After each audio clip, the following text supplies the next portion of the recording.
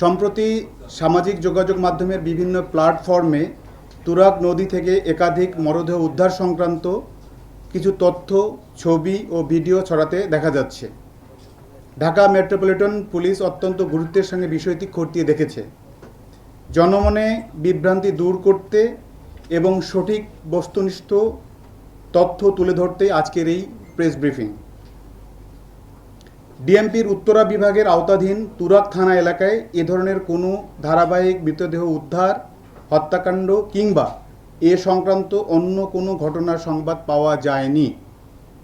একই সঙ্গে এই বিষয়ে তুরাগ থানায় কোনো ব্যক্তি বা প্রতিষ্ঠানের পক্ষ থেকে কোনো অভিযোগ, সাধারণ ডায়েরি বা জিডি বা মামলা দায়ের করা হয়নি। বিষয়টি অনুসন্ধানে প্রচারিত তথ্যের কোনো সত্যতা পাওয়া যায়নি। এ বিষয়ে বাংলাদেশ পুলিশের ভেরিফাইড ফেসবুক পেজ থেকেও ইতিমধ্যে একটি আনুষ্ঠানিক বিবৃতি প্রকাশ করা হয়েছে।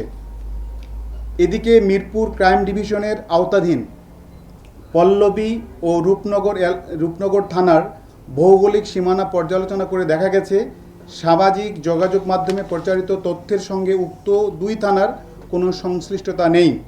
এ বিষয়ে পল্লবী বা রূপনগর থানায় কোনো অভিযোগ, তথ্য কিংবা ঘটনার সত্যতা সমর্থনকারী কোনো প্রমাণ পাওয়া যায়নি। সামাজিক যোগাযোগ মাধ্যমে প্রচারিত যে কোনো তথ্য যাচাই বাছাই ছাড়া এই ধরনের তথ্য প্রচার, বিশ্বাস করা বা তা শেয়ার করা থেকে বিরত থাকা সমীচীন। কোনো গুজব, বিভ্রান্তিকর বা উস্কানিমূলক তথ্য সমাজে অস্থিরতা সৃষ্টি করতে পারে এবং আইন শৃঙ্খলা পরিস্থিতি অবনতির কারণ হতে পারে। ঢাকা মেট্রোপলিটন পুলিশের পক্ষ থেকে এই ধরনের কর্মকাণ্ড হতে বিরত থাকার জন্য আহ্বান করা হলো।